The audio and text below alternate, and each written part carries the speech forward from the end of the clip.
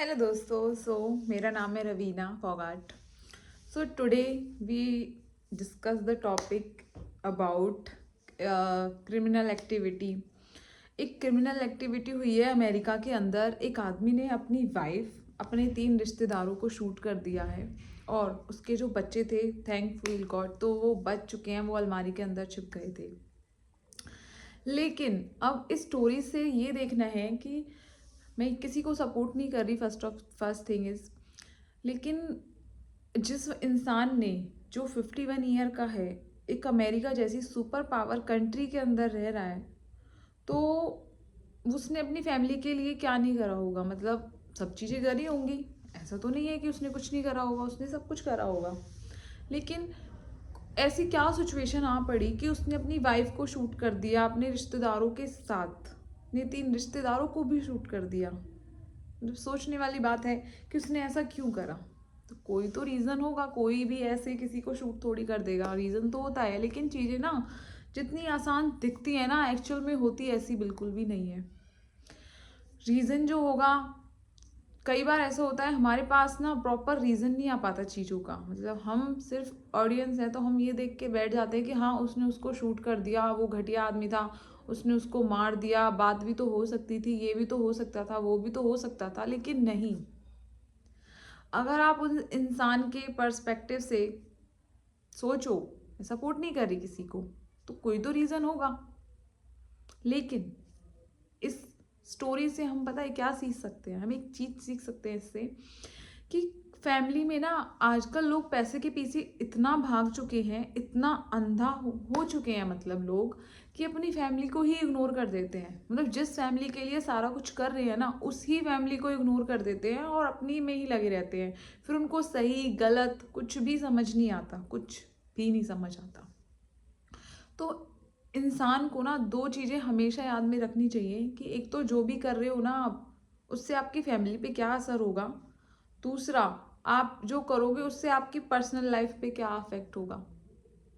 मतलब ये नहीं है या तो कोई हस्बैंड है या कोई वाइफ है, तो दोनों को ये चीज़ें अपने दिमाग में रख के चलनी चाहिए कि हस्बैंड और वाइफ दोनों घर के पैरेलल पिलर्स हैं। उनको दोनों को साथ चलना है, उनको अलग अलग नहीं चलना है। अगर आप दोनों अपनी फैमिली के पिलर हो और आप दोनों इधर और एक इधर चलेगा, तो आपकी फैमिली डिस्ट्रॉय हो जाएगी, आपके बच्चों की लाइफ डिस्ट्रॉय हो जाएगी और कुछ नहीं होगा।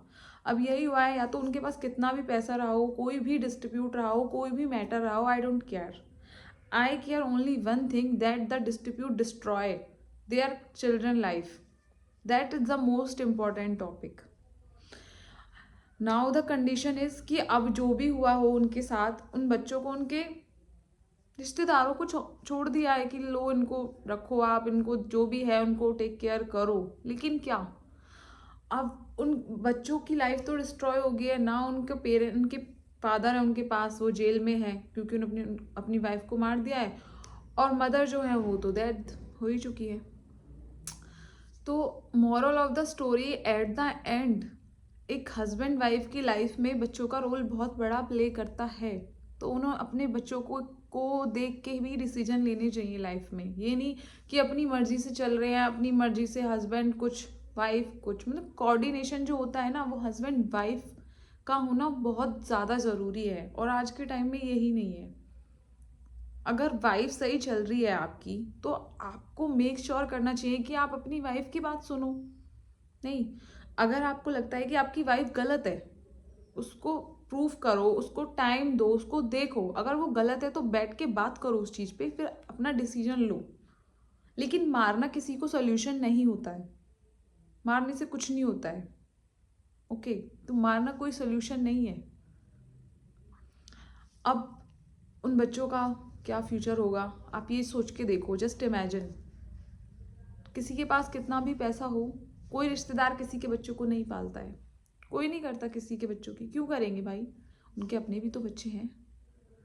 तो प्लीज़ अपनी लाइफ को हैप्पी बनाने की कोशिश करो, अपनी कोऑर्डिनेशन रखो हस्बैंड वाइफ के बीच में, ये होना बहुत ज़रूरी है। नहीं तो चीज़ें बहुत ख़राब हो जाती हैं। Thank you.